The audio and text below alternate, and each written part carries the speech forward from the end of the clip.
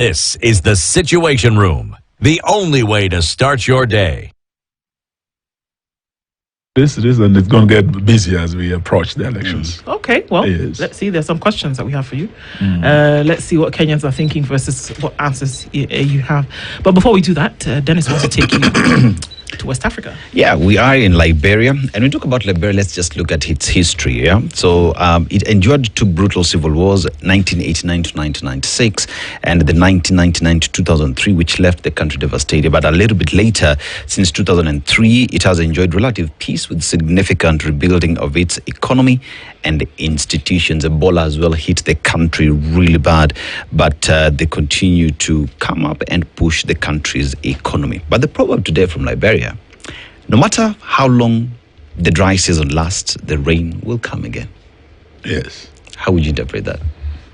I think the Swahili have a similar one that says, Hakuna marefu yasiyo na ncha. Yes, it all pass, no matter what. Yeah. Yes. Yeah, well put, you know. Proverb for a proverb. Proverb for a proverb, Yeah. but I guess it kind of explains itself, doesn't it? Yeah. Right. Well, so let's look into things, shall we? Like we said, you would imagine that, in just a few weeks, there would be an election that's taking place. But that's not the case. We still have about a year and a half to go to the thing. But it would appear as though things are already shaping.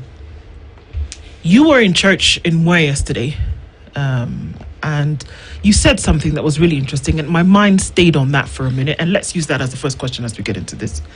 And you said that we've come together to essentially remove an administration.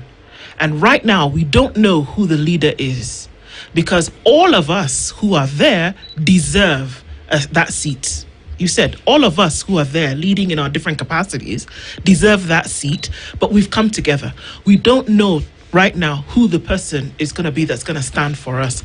But one thing we do know is that we cannot allow this current administration to continue. So we know that we're going to unseat it. We just don't know who is going to be the leader, despite the fact that all of us deserve it. You believe that, what you said yesterday? Yes, I do. And I think I put it very simply that we do not know who amongst us is going to be the sixth president, because one of us is going to be. But we do know who must never be president again. And that man comes from Sugoi. Okay. And it's not because we hate him, it's because of what he has done in the last 3 years. And you look at the levels of corruption, you look at the overtaxation, you look at everything that's going on in the country, the auctioning of the country and all that. If we allowed him to get a second term, as people are saying 2 term, we are saying 1 term, because there'll be no country left if we were to go at this rate. And one thing that we all agree on is that when you look at the lineup in the opposition, each one of us is qualified to be president. We have 2 former number 2 in command, the 10th vice president, Kalonzo Musyoka, who's the Wiper leader. Just the other day, he was given the presidential ticket by his party, the Wiper Patriotic Front. We have Rigathi Gachagua, who was the 2nd deputy president, and the leader of the DCP. It was just a heartbeat away until the impeachment. You have Martha Karua, the leader of PLP. This was the 2nd leader in our team to be cleared by her party, PLP. The other day, we had Fungamano. And you have yours truly as the leader of DAP Kenya, was the first to be cleared by my party. And we expect that very soon Rigiji will be cleared. Fred Matiang'i is yet to be cleared, either by Jubilee or UPA. We do not know which party he'll run on. Each one of us, we have a public record, having served in the last administration. Some of us served in the previous administration of Mwai Kibaki. In senior positions, we are qualified, we have our public records. But we can't all be president at the same time. Okay. So we will agree, but what we have also assured Kenyans is that we remain united. We know there are attempts to actually divide us. There are attempts, and you can see the president working very, very hard to poach from the opposition, to poach and, feather his nest with serious leaders who will enable him get a second term. Well, Eugene Wamalwa is not going to be one of them. Well, let's Even see. if he was to buy everybody else in Western Kenya, I will be the last man standing, and It's- DAP Kenya will be the last party standing. It's very possible, but from the events that we saw over the last couple of days, Yes. it was to the eye of many that even that move would have been unprecedented. But yet it happened. But we'll come into that in just a little bit. The one of Gideon? Absolutely. We were equally surprised. Everybody surprised? Yes. Okay. Well, we'll get into that in just a little bit because it's something that forms the basis then for further conversation. But I want to go to the other side, where at Starehe Boys Center yesterday, the president said, and I quote, "Ignore the planless opposition." And then he he went on to say that, this opposition, which you mentioned, Kalonzo, Wamalwa, Karua, Matiang'i, Gachagua, don't have a plan. These are folks who want to come into government, taste the waters just a little bit, and they don't have a plan. And number two, he went on to talk about how he's been in talks with Uhuru Kenyatta and how he continues to be in talks with Raila Odinga. And they're forming, or rather strengthening, this broad-based government. They've done this also with the inclusion of Gideon Moi. Are you planless? I think he's the one who's planless, and not just planless, he's totally rudderless. He came up with a bottom-up plan. Better, bottom-up economic transformation agenda. If I was to ask any one of you, is your life better than it was 3 years ago? Every Kenyan will tell you today that their lives are not better, their lives are bitter. Anyone with a pay slip who had more disposable income when Uhuru was president, and I was in that ministry that I served in different capacities. Meaning, whether you're a teacher, whether you are a nurse, whether you're a police officer, there's a gaping hole in your payslip that was not there 3 years ago. It's now called SHA. It is now called a housing levy. You're paying for a house that you'll never get, but you'll pay for it upende usipende. You're being told public land has been given. You're being taxed. This is taxpayers' money. And these houses are now being used as bribes to, bribe the teachers. 20% will be given to you. Police officers, 10%. Our lives are much better than they were. So is the plan working? No. The bottom-up economic transformation plan is not working. So he's the one who is planless. For us today, if you ask any Kenyan, they know what needs to be done. The Gen Z said it on 25th of June last year. And what they said is really in the Constitution. Article 10, when they are asking for accountability, it's part of our national values under Article 10. When they're asking for integrity, it's there. When they're asking for an end to corruption, good governance, these are things Gen Z has asked. And all we need to do is have a plan to reset and restore this country back to the path of the rule of law and constitutionalism, back to the path of accountability and having leadership of integrity. So for us, our plan is, first of all, how do we stop this? And it starts with ending corruption, and that must start at the top, from State House. It's a crime scene. Before William Ruto went into State House, he was called the high priest of corruption. Now, this State House, where he is now, is really the epicenter of corruption. All the deals, everything that's going on. So our number one plan is that if we are to stop corruption, we must end this presidency. And to do so, it will mean that we do not have to overtax Kenyans. Because when you look at what is going towards corruption, really, it's almost a third of our budget. If you are to just take care of that and seal the loopholes of the wastage we are seeing in this government, you will not need to overtax Kenyans. And that's why we're saying our number one plan, once we have this corrupt regime out, we will now need to look at policy reversals. And we are not going to learn on the job. We are with Kibaki, served in his cabinet when he came up with good policies like free primary education. Creating a more equal Kenya starts with enabling every child to realize their God-given potential. That can only work through opportunities from education to jobs. That is lacking here. So we have good policies we had with Uhuru, like Linda Mama. It matters not whether you're a wife of a border or a teacher or a police officer. If you are going to give birth, to bring life to this great nation, you must do so in a dignified way.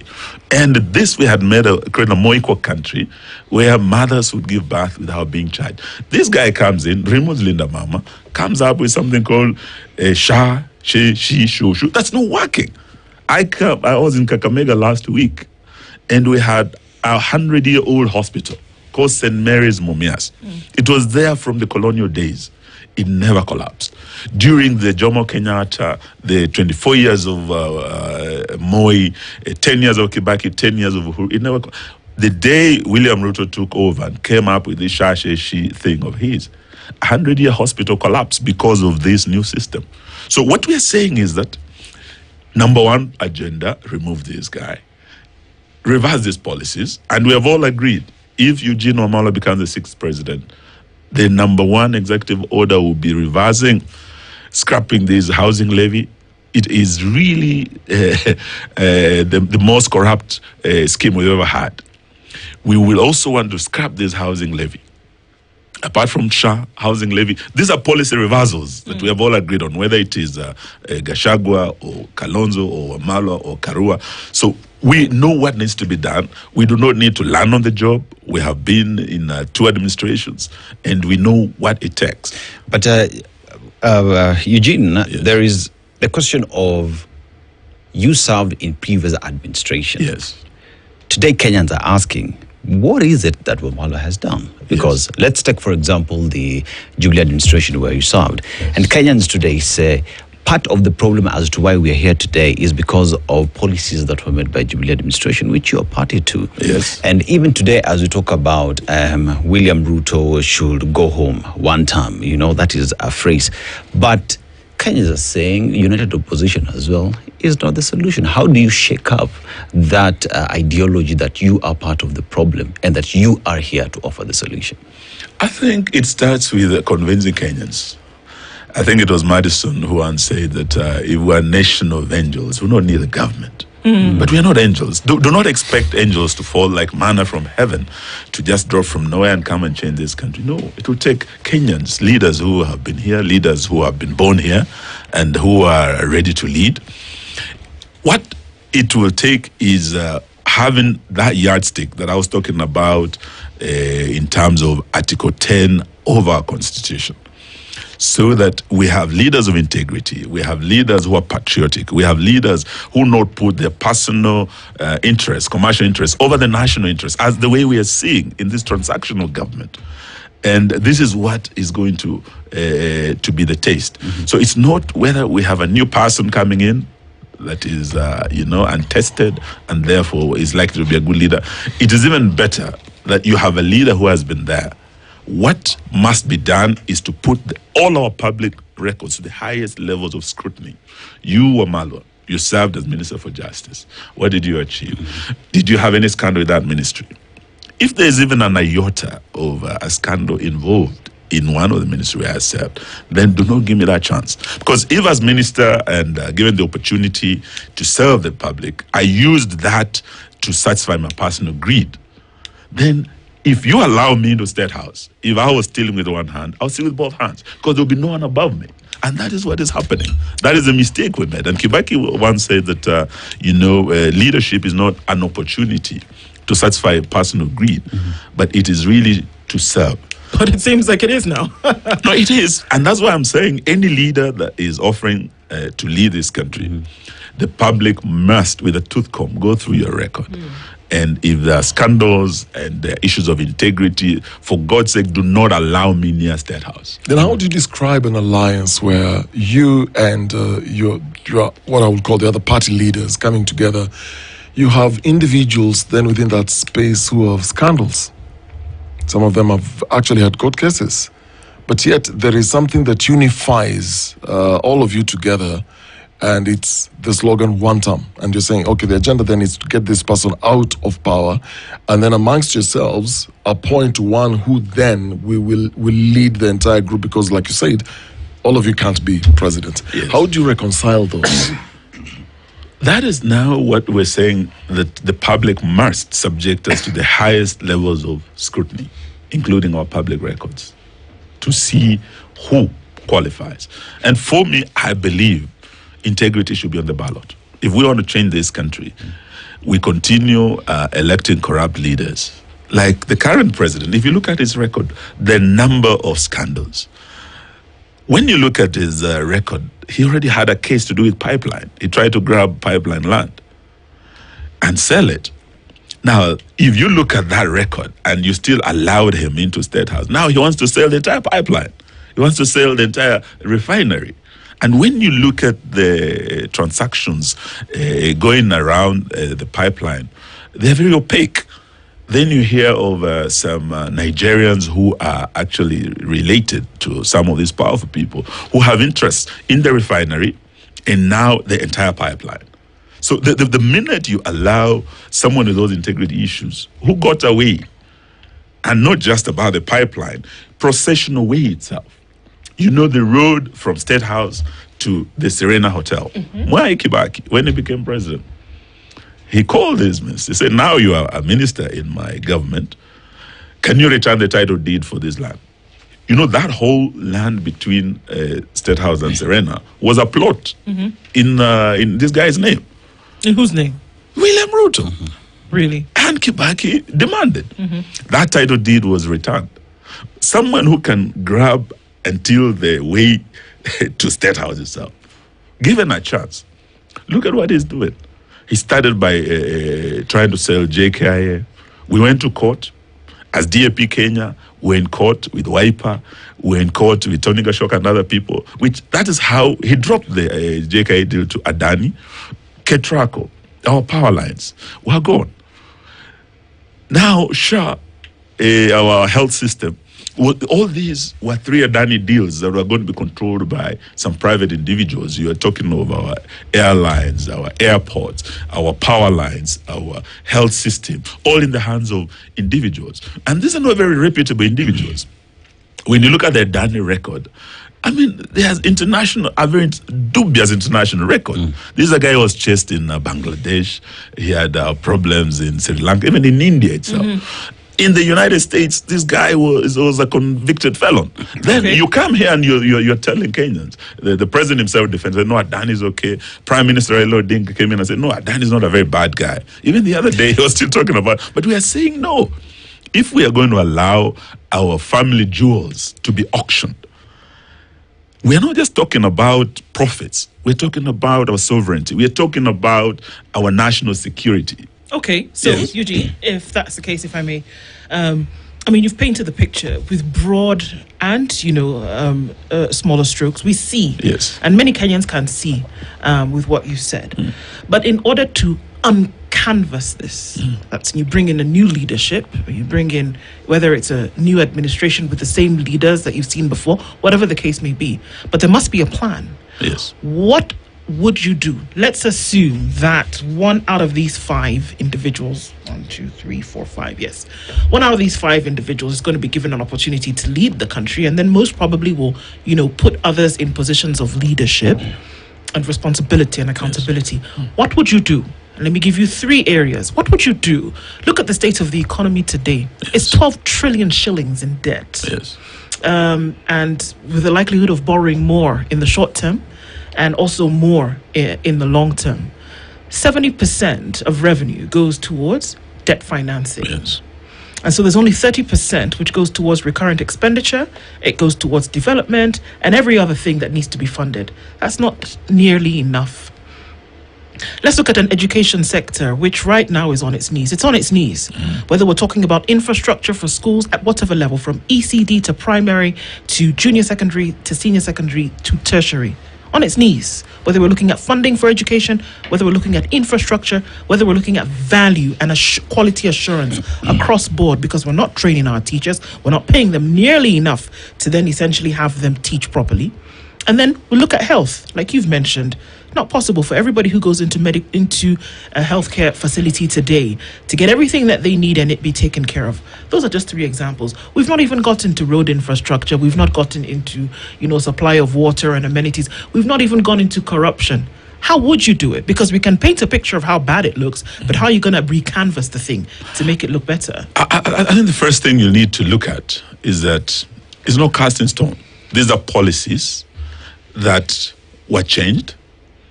When you look at some of the policies that William Ruto changed, they are reversible. As the new administration, the number one thing will be to look at the policies that he tried to change that are not working. Some of them you can see he's made a U-turn on them. Some of the things like issues of youth empowerment, we're trying to put some money in the pocket of these young people. We had this Kazi Mitaani thing. He came and scrapped it. He said, oh, wait, we'll be planting millions of trees. Put that on hold. I will be taking care of this. So, for 2 years, a program that was putting 2 billion shillings in the pockets of young people across the country, in different parts of the country, was stopped. Then after 2 years, he comes and says, okay, I've come back now. We are going back to that program, but we are going to call it Climate Wax Mitaani. It was the same thing. But one thing we didn't ask is that, okay, those 2 years, the 2 billion for the children, where did that money go? And we're saying those U-turns have been made on a few other things, Linda Mama and other things in the health sector.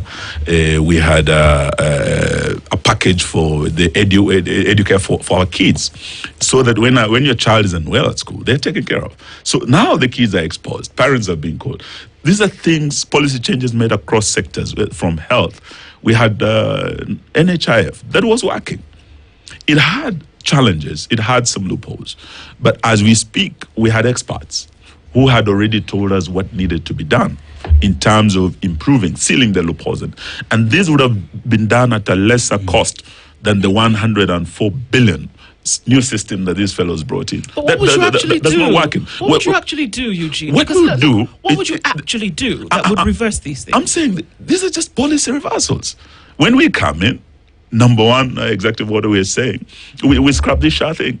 We have experts who are telling us this could have been done at a lesser cost. NHIF could have been fixed. We can reverse this system, go back to NHIF Let me give you an example. and have it fixed. Let me give you an example, Yes. Eugene. Mutai Kagwe, who was the CS Health. Yes. When he came into office, he stood on the steps of Afia House and he said, we're going to bring down the cartels in this place. Yes. And then we started calling it Mafia House because of what he said. Yes, yes. He said, we're going to bring down the cartels. Today, those cartels still exist. Yes. Now he's in a different capacity. Because the question is, if we say we're going to reverse policy decisions, Yes. the people who run these things are still there. Yes. How do we expect that the people who contributed to running a thing to the ground are the same people that you were going to put the responsibility on to bring it back? And that's my question. And I'm saying that there was a man called Jerry Rawlings in Ghana. Yes. And he called a town hall meeting. And there were certain chiefs there who were often involved in corruption. You know what he did? I'm sure you do. Yes. Those people don't exist on earth. Yes, anymore. they were rounded up. So, what needs to happen to people? Because one of the big issues that we're looking at here is corruption. Corruption, yes. People have stolen money. Money didn't disappear. Money didn't go missing. Money is not unexplained. Yes. Somebody took it. Somebody takes it. Today, people are taking it. Money that could go to sort out these things that I've talked about. Yes. So one would hope that the person who's coming in at least has a plan of how to stop the bleed first. Isn't that what surgeons normally do? Stop the bleed, and then we go cut out the thing. What would actually be done? What needs to be done is just changing the policy direction. I was in Oxford as Minister for Water. We had a conference of African Ministers for Water, and there's a Professor Scott, then talked to us very candidly and said, gentlemen, science without policy is still science. But policy without science and scientific research is gambling. That is how important policy is. When you look at the Mwai Kibaki administration, the policies that were put in place, they are well-researched policies. And some of the policies that we put in place with Uhuru Kenyatta, they were working for everybody. From the devolution policy that was very, very critical in trying to create a more equitable Kenya, more inclusive Kenya. We had a country that actually had been divided for, alongside the session paper number 10 of 1965, high potential and low potential areas. The entire northern region, the Asa region, have been looked at as a low potential area with very little being invested. But with the devolution policy that was put in place under the new constitution, and I was very happy to have served in that ministry, to have worked with a president who believed in devolution, unlike the current system. We were able to actually reach corners of this country that had not been reached. Do you know Wajir County, Mandera County, For 50 years, they had never seen a tarmac road. Just by changing policy of devolution, decentralization of resources and the power of the people to make decisions as to their priorities in their localities. Do you know that alone has changed the country? You go to northern Kenya today, you are seeing development in areas that it took one policy decision to move from a centralized system to a devolved system, to have a policy in place, and to put up 47 new county governments up and running. They have challenges, yes, from corruption and everything, but if you ask anyone in Mandera, Wajir, Garissa today, is there a difference in their life? They will tell you, we are seeing things. We used to come to Kenyatta National Hospital over 1,000 kilometers just to get a CT scan, just to get dialysis. We had to live with our relatives in Isili to be able to go to Kenyatta twice a week for that. If you have a dialysis machine in Mandera today, you have a CT scan in which you have changed lives, and it takes one policy. Today, the policy changes these fellows have made is really gambling with the lives of our children in education, the new higher education funding model that has failed. It was a policy change, shift in direction. The SHA thing in the health sector is a change in policy. All this, what I'm telling Kenyans is that they're reversible. And we're not talking about people who are going to learn on the job.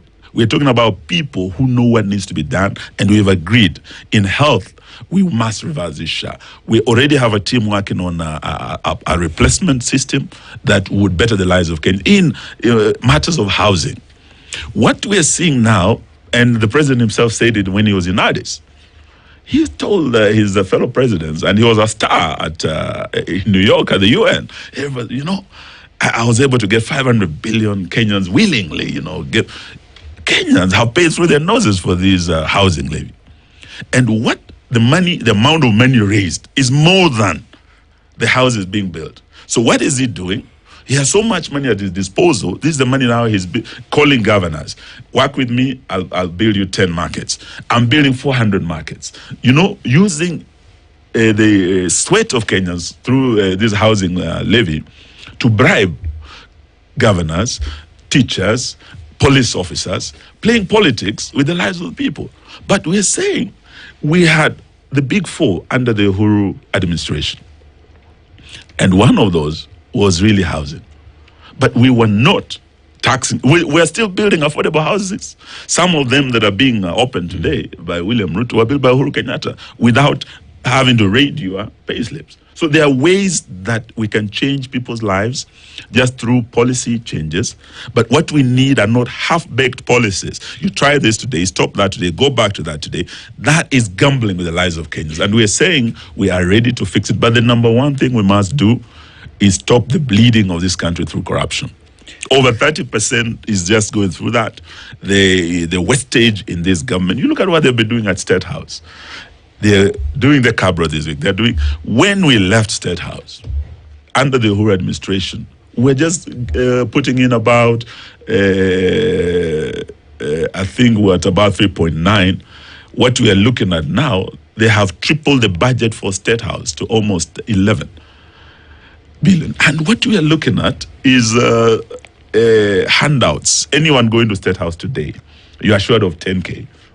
And this wastage that we are seeing, the globe-trotting on the expensive jets and all that, if you can deal with corruption, deal with the wastage, you do not have to overtax. Eugene, then the question is, how will you deal with corruption? You've mentioned the way State House is now an epicenter for corruption. Yes. President William Ruto, you've accused him of being corrupt. Yes. Now, you form government, you get in there, you look at corruption in health sector, talk Yes. about education, talk about infrastructure, development in the country, and you say everything is riddled with corruption. Yes. You get in.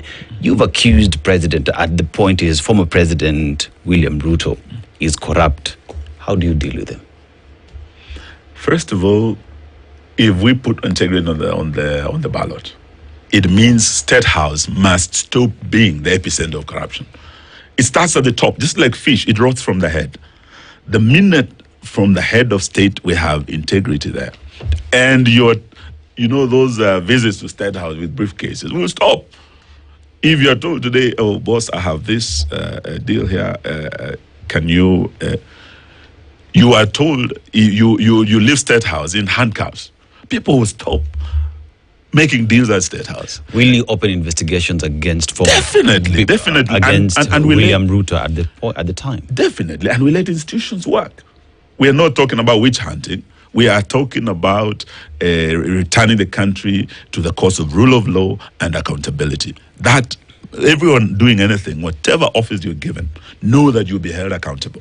Whether you are president, whether you are a minister, whether you are a PS, you will be held accountable. There are presidents who are being dragged to court years later.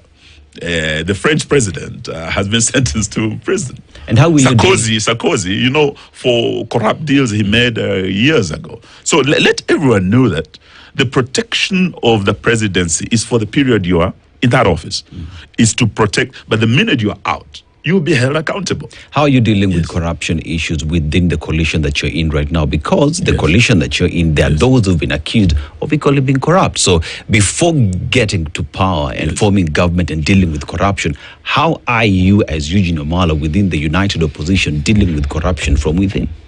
That is what we're saying, that whoever we will offer as our candidate, because integrity is going to be an issue, that is going to be one of the yardsticks.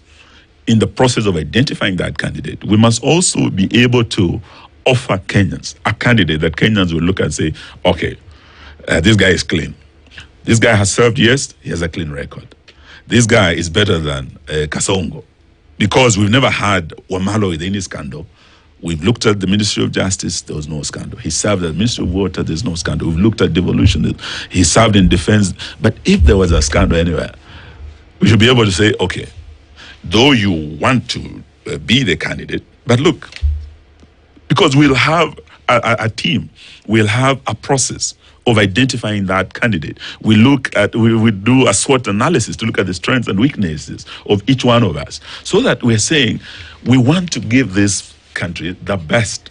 But we do know it's not just about one person. And my question is, do you believe within your united opposition there are characters that have integrity issues, that have had scandals? Do you believe they're there? I can't speak for them. I can speak for myself. When I offer myself, and I want to thank my party, DAP Kenya, for giving me the ticket to run. No, Eugene, it's a very direct question. No. I do not want to be a judge of my colleagues. We're saying it is the public that will judge. Yes. And we'll have a system of identifying that candidate. Yes. And in 2026, we will be able to unveil that candidate. So let's assume that candidate is you, Eugene. Yes. Okay? And let's assume you're president. Yes. This is the team that you've been working with.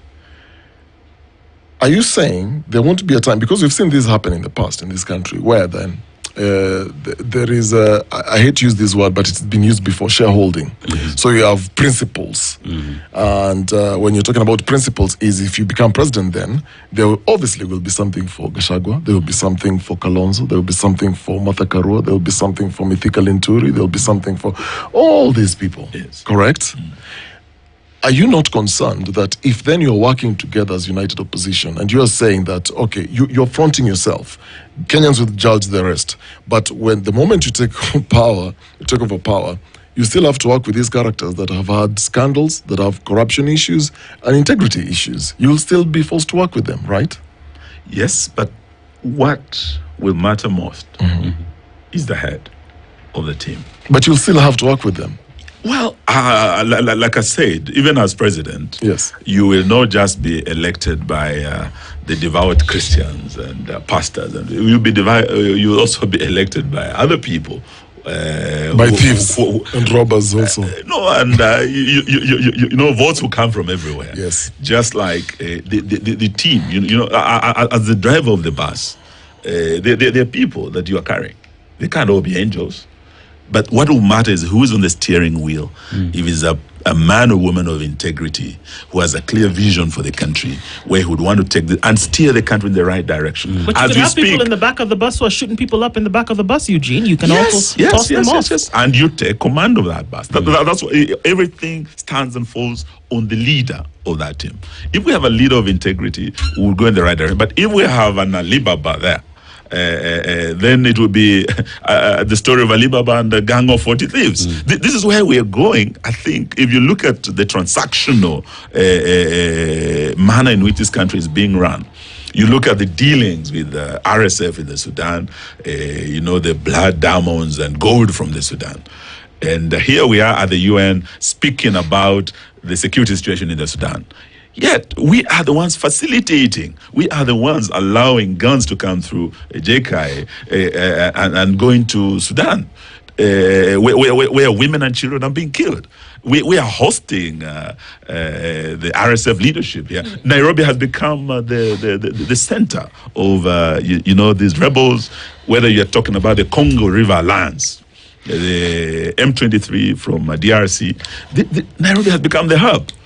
This region has looked at Nairobi as the anchor state in the entire region, not just East Africa, the Horn of Africa.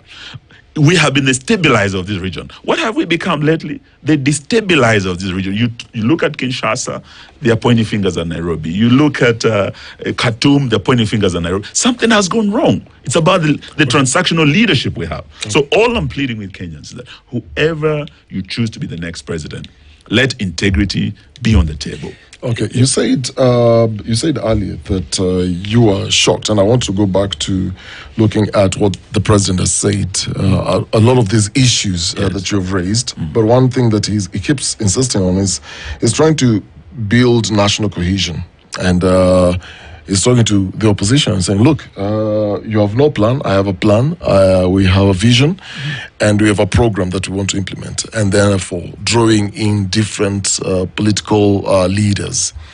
And you say that he's actually hunting to trying to galvanize, and you were shocked that you saw Gideon Moi join him. Yes. So this caught you by surprise? Yes, totally. And we were expecting that he would be running as senator for Baringo, and a lot of people in Baringo wanted him to run. And as a united opposition, we're going to support him. Was he working with united opposition? No, he was in the Azimio coalition, but as you know, Azimio collapsed. As some said, Azimio ilizimia, and it's no longer there, really. After our Azimio leader crossed over to the broad-based government, and he moved.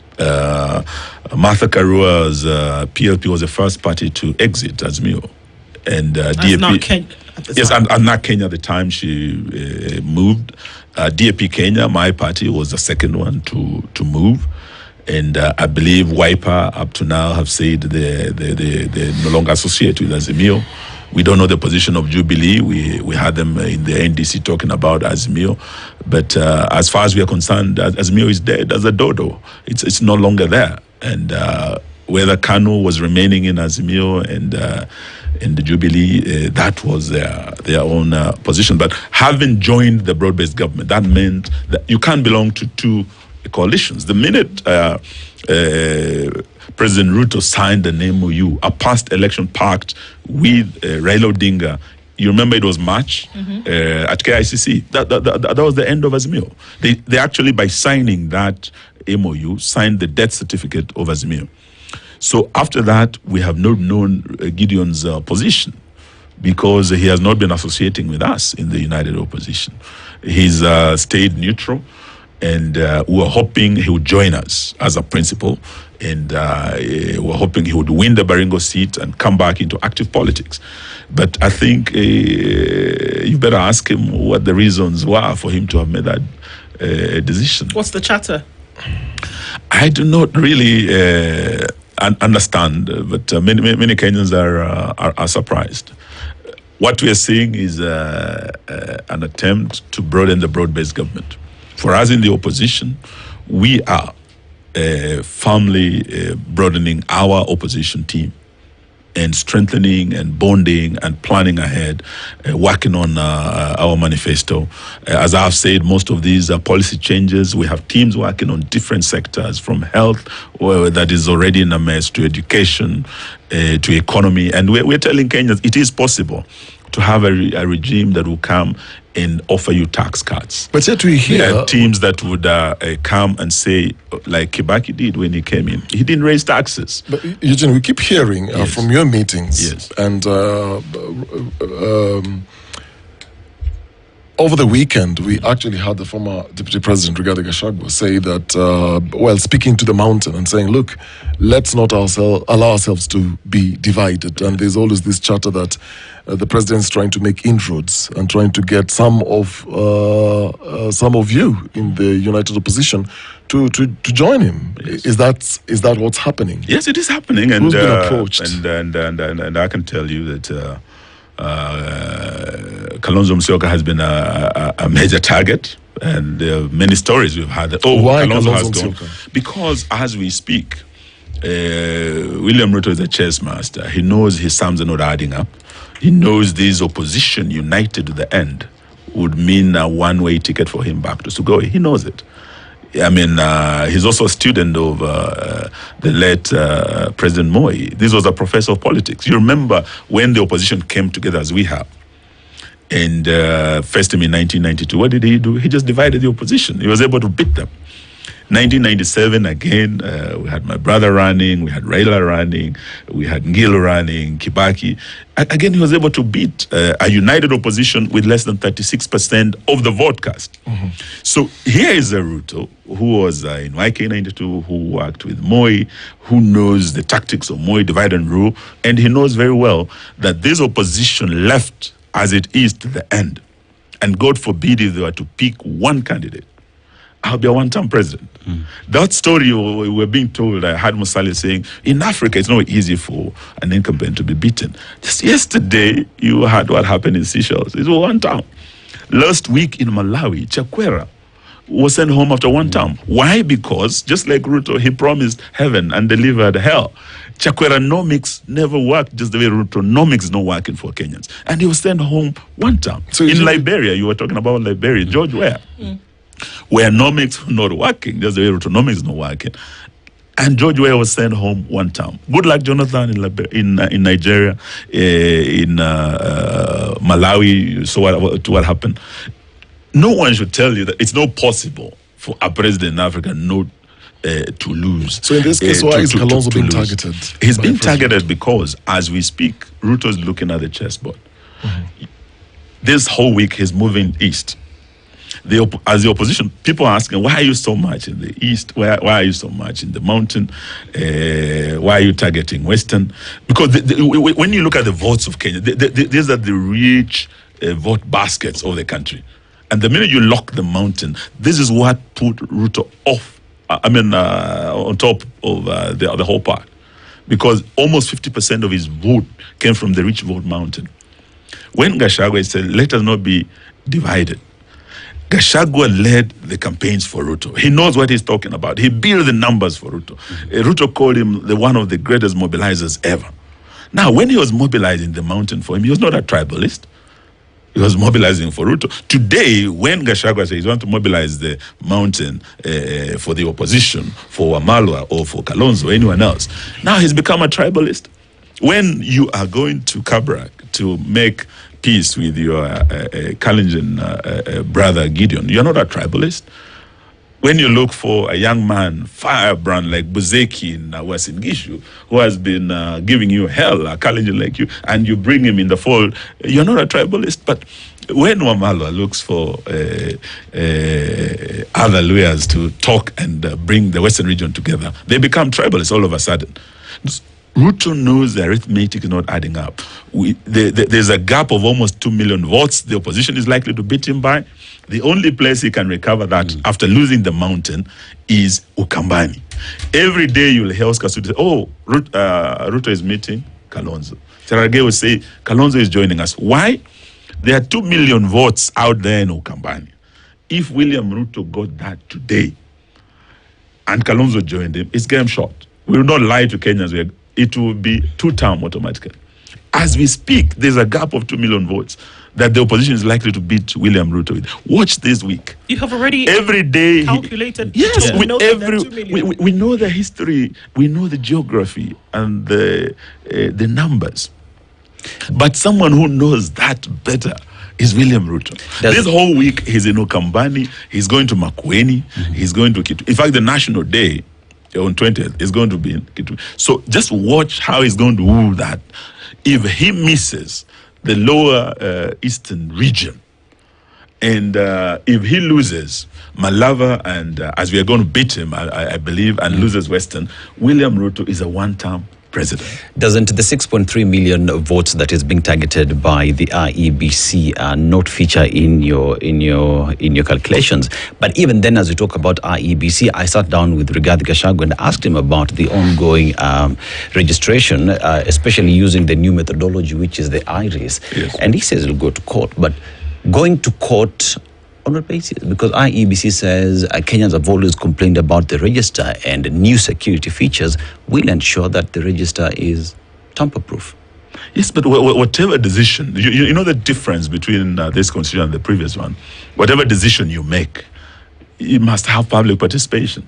So when you start looking at the IRIS, and we have raised these issues with IEBC as the opposition, they have not responded. There are those in civil society who have raised issues. And up to now, there's something fishy about why they're not coming up front as to why they're using that system. What we want them to know is that we live now in an era of transparency and accountability. They must be able to prepare Kenyans, do civic education, and tell Kenyans this is how we're going. This is why we are changing from fingerprints to your iris to. They are not doing it, and there's something fishy about that. Your opposition has said that there are foreigners who are being added into the register. What evidence do you have to that matter? Because without evidence, that remains hearsay. It is not a rumor, but it is something we're following up. If you do recall, I think it was C.S. Duale who said that refugees should be registered. There was the issue of opening up the border and lifting the vetting processes. And we've had, I don't know if you saw this Somali woman speaking very passionately, saying unless we put up a wall on the Kenya-Somali border, their security will not be guaranteed, because we have a lot of people moving in from Somalia now. It's very, William Ruto has made it easier for them to get IDs. They're foreigners. William Ruto has made it easier for them to get passports. There's a friend who went to get a passport the other day, and the people who had flocked there, they have made it very easy. And this is also not just a concern to our national security. We are also talking about the states that these fellows will migrate to. Concerns have been raised from the US, concerns have been raised from Europe about Kenya becoming this epicenter now of these immigration influx. And we are now talking about JKIA becoming a place, a hub for, drugs flowing. Once these systems are loosened in terms of security, it doesn't just affect our national security as Kenya, it affects other countries as well. So these are serious matters. But for us, we have been very particular that the Gen Z vote is going to be the game changer. We have gone out of our way. We are working on a strategy to engage the young people to come on board. What we know is that we are facing the same opponent. We know that for the first time, young people are coming out to vote. For the first time, the Gen Zs, they're first-time voters. Mm-hmm. And if you give them that ID, you give them that vote, you know where that vote is going to go. It's not going to go to William Ruto. And this is why we're saying we must mobilize. And we're urging young Kenyans, wherever you are, don't just say one term. Don't just say William Ruto must go. Make it real by registering as a voter. And it's through the ballot that we can actually make it clear to William Ruto that though you have made more bullets than we have more ballots than you do. And through the ballot, we'll be able to prove that ballots are more powerful than bullets. It can be done. And only the young people can do it. Leave alone the Ukambani vote, the 2 million vote we're talking about. Now, the people who are going to make William Ruto a one-term president and widen the gap are the Gen Zs. The country belongs to them. If William Ruto gets a second term, there'll be no country left. The rate at which things are going, unless young people come out and vote, the gap being narrow, we know that all attempts are going to be made to rig this election. But it cannot happen if the gap is wide. It will not happen. I know that in a game of poker, you never show your hands. Yes. Right? And that you maintain that faith and never really know you know, your opponent or those watching never really know what's happening Yes. until your card's up. That's true. But in this case, it's kind of different, whereby the things Kenyans suffer from are the things that a new leader needs to come in and fix. So it can't be, well, wait and see. You can't play poker with Kenyans right now. That it must be, look, I'm coming. And, you know, when we talk about a plan, I think those are the things that Kenyans want to hear. Yes. Are you going to stop all these projects, for example, and say, let's focus on development? Are you going to make sure that money goes into education? Are you going to actually make sure that those who are corrupt, it doesn't matter if you sniffed in the direction of stealing 1 shilling, Yes. you go. Correct. Those are the things Kenyans want to Yes. hear. It's not just about policy shift, Eugene. It's really that we're going to get into bread and butter, brick and mortar issues. Get rid of the corrupt. Stop these projects where we don't see where money is going. Yes. Put money in education. It may sound oversimplistic, but to me that sounds about what Kenyans are hoping that folks who get into leadership tomorrow are going to do. That's what we want to do, and that's what we're saying. There will be policy reversals in education, in health, in when you're talking about matters economy. There are decisions that were made from day one. The day the finance bill was brought, doubling VAT on fuel from 8% to 16%. That's where the rain started beating us. It was a decision made by this regime. Introducing a housing levy. All these are policy decisions that are reversible, and we are going to reverse them. And it is possible to cut taxes. This is what we are saying we are going to do. If we are able, and this we must focus on, to shut down this drain on the economy of this country through corruption and the wastage we are seeing. It can be done. It can be done, and we want to assure Kenyans it will be our number one priority. This is doable. There are policy reversals, but there's something that, to me, I don't see this as a challenge, because we can fix the economy. We can fix the broken education and health systems through good policies, and we have seasoned leaders who know what needs to be done from day one. We will be unveiling our manifesto. We will be unveiling our presidential candidate just after the by-elections in 2026. Kenyans will be able to see in detail our plan for this country. But our number one priority is to stop corruption. We must remove this corrupt president. We are not the ones saying he's corrupt. There has been a report, a global report that your Kenyans are all aware of, that rated our president number 2 in the whole world after Assad of Syria. Now that Assad is gone, he's number 1. Just this week, we had another report listing him as one of the richest presidents, not in Africa, in the world again. Now, what does this tell you? If number 1, you've been listed as corrupt, then it follows surely, the way night follows day, that you'll be the richest. How would you become the richest in 3 years after being named the most corrupt? And Kenyans are so broke, they cannot make ends meet. You have squeezed everything out of their pay slips. What we want to do is to assure Kenyans that the policy changes we have, the plan we have, will restore the dignity of the pay slip, ease the pain at the pump, because it took a policy decision to double VAT on fuel for you to be paying what you're paying. It took a policy decision for a team to fly to Dubai, to the United Arab Emirates, to do a G2G deal that they locked in and extended in December. Why is it that fuel is still expensive in Kenya, even when crude oil prices drop globally? Do you know, because of that G2G deal that has been, there's nothing we can do. But Eugene, again, if that can be reversed. If you talk about G2G and decisions that were made earlier, Yes. a key principle in United Opposition is Rigathi Gachagua, who was there when all these deals were being signed. But then again, let's talk about United Opposition and dealing with the economy. First of all, what is your view of the economy today, and what would you do to fix the economy and address odious debt in the country today? I think we need to start by having a very candid conversation with Kenyans. We don't lie to Kenyans that Uhuru has overborrowed. When we come in, we will never borrow. I listened to Ndindi Nyoro the other day saying in the last 8 months alone, we've borrowed over $1 trillion. When you go to the 3 years, you're talking of over 3 trillion borrowed. We are over 11 trillion. And what are we talking about? Do you see where this money is going? Where we left, we were in Mount Kenya region.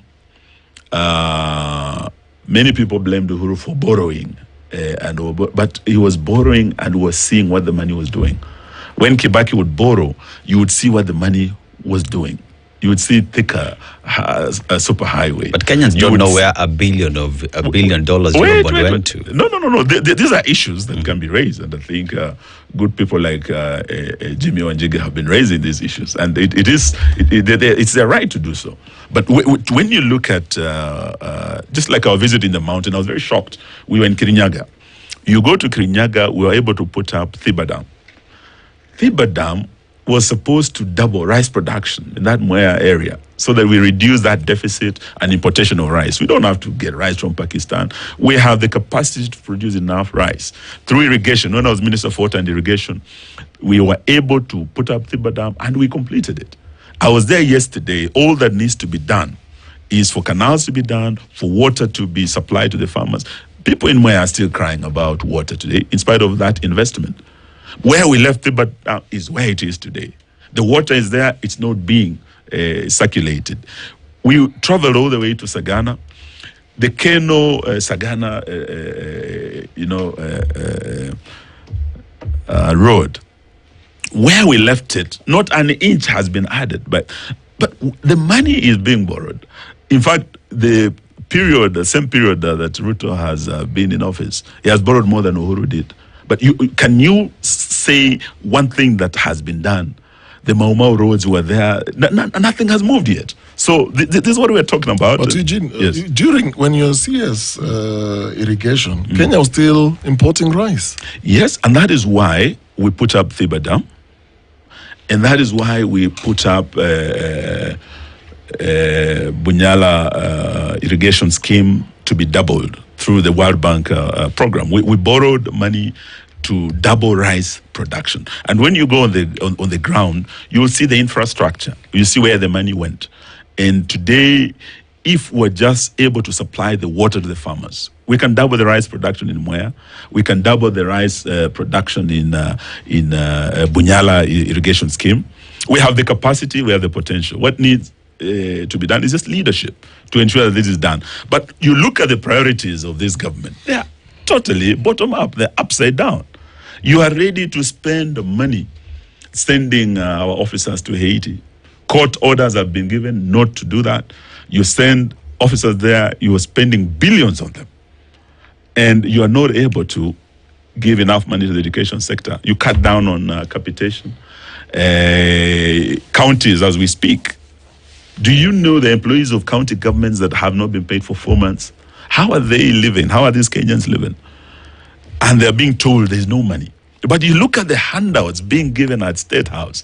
You look at the briefcases of money being put in this so-called empowerment programs. You know, handouts. We have money for handouts, but we have no money for our children in our schools, for our hospitals, for our counties that are really engines of socio-economic transformation of this country. If we're to just make devolution work, put enough resources, cut down on this corruption and wastage, Kenya will be a different country. And that's the kind of leadership we want to provide. We are asking Kenyans to give us a chance. And I just hope that, you know, the pain that Kenyans feel, or the reality of the situation, you know, we almost use these things as epitaphs now. But this is the reality of very many people. Earlier in the day, we talked about a classroom in Nairobi, yes. Not in a rural area somewhere, in Nairobi, the capital city, where there are 100 students in a class, and the teacher cannot step into the class, not because they don't want to, but there's no space for that teacher to maneuver. And they teach these 100 children, the children of Kenyan parents, from the window. And you want to tell me that we're passing these children through an exam system that's going to put them in the world where now they have to operate. This is one example. Yes. Of the horrific experiences that Kenyans are going through because we've not been able to, we're unwilling to take resources where they actually should go. And this stems from poor governance. It's not prioritizing. The hope is that anybody who comes in tomorrow will take, it is not it's not a daydream, it's reality. Yes. And we'll take that reality and actually do something. That's what Kenyans hope for. And that's what we're working on. It's just a matter of removing this bottom-up system that has failed, the better plan that has failed to make our lives better, and actually putting in policies that work for all Kenyans, that will actually transform their lives. And you cannot say you have no money to put in the schools, the infrastructure, like you have said, and you have billions you want to purchase planes for the president. Do you know, as we speak, they're in the process of purchasing new jets for the president? Not for Kenya Airways? And no. This is... and you're talking about 70 billion. New aircrafts. They have sent our military people to go and identify them, and our children cannot get money to go to school. I think we have something. There's something wrong with this government. There's a lot to do. Yes, and this it's bottom up. There's a lot to do for sure. It's real bottom up. And there's still some time to go. But there's a lot of convincing for Kenyans to be done, but convincing on truth. I want to thank you for joining us in this conversation. Thank you very much. Eugene Wamalwa is the party leader of DAP Kenya. He's been here with us this morning and letting us know that, they're in the running for this and that they have plans that they hope to see succeed. Thank you. Thanks for joining in on this conversation. It's 11 minutes past 9. More conversations continue after this. Good morning. If we just... This is the Situation Room, the only way to start your